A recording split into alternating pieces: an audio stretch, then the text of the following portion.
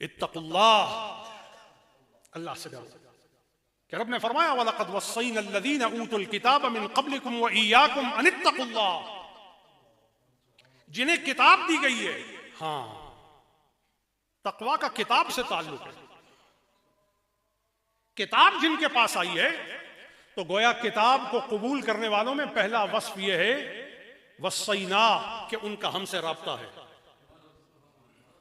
हम उन्हें वसीयत फरमाते हैं, हम उन्हें नसीहत फरमाते हैं, हम उन्हें हिदायत फरमाते हैं, हम उन पर करम फरमाते हैं, हम दम बदम उनकी रहनुमाई फरमाते हैं, कदम कदम पर उन्हें अपने रास्ते पर रखते हैं, नजर नजर पर उन्हें हम अपनी तरफ मुतवज्जे रखते हैं। उनके कल्ब की तकलीफ में हम, जब भी दिल उनका फिरता है तो हमारी ही तरफ फिरता है।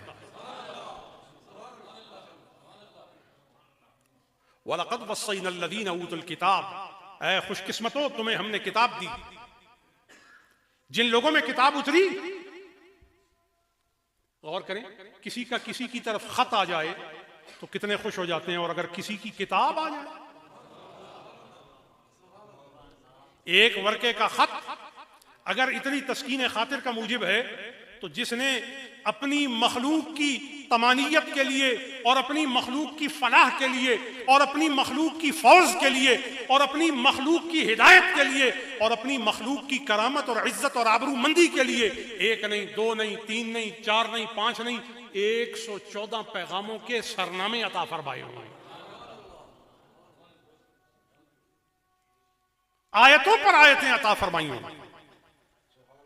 और फिर यहां तक मेहरबानी फरमा दी हो कि अपने कलाम में सराहतन फरमा दिया हो, या इबादी, ऐ मेरे कलाम के मुखातब होने वालों, तुम मेरे बंदे हो, तुम्हारी अब्दियत का मुझसे ताल्लुक है। तो जिन्हें किताब अता की गई है उनके लिए जरूरी है कि वो तकवा के साथ अपने आप को आरास्ता करके इस पहलू को पूरा करें जो सूरह नहल में फरमाया गया, उदउ इला सबील रब्बिका बिल हिकमति वल मौइज़तिल हसना वजादिलहुम बिल्लती हिय अहसन।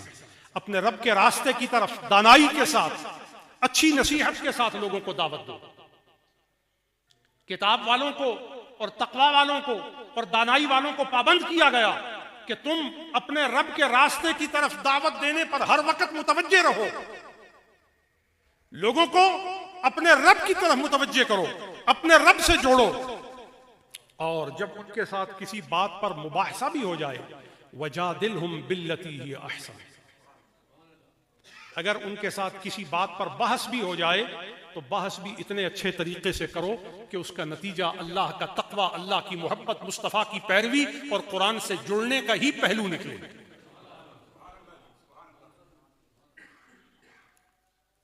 आज के दौर में इस बात को समझाने की जरूरत है कि नफरत के करीनों को लपेट दिया जाए और मोहब्बत के पहलुओं को आम किया जाए, ताकि जिन लोगों के दिलों में गुनाह ने अपने पंजे गाड़ लिए हैं, हम उनके दिलों में इश्क रसूल का माहौल पैदा कर लें।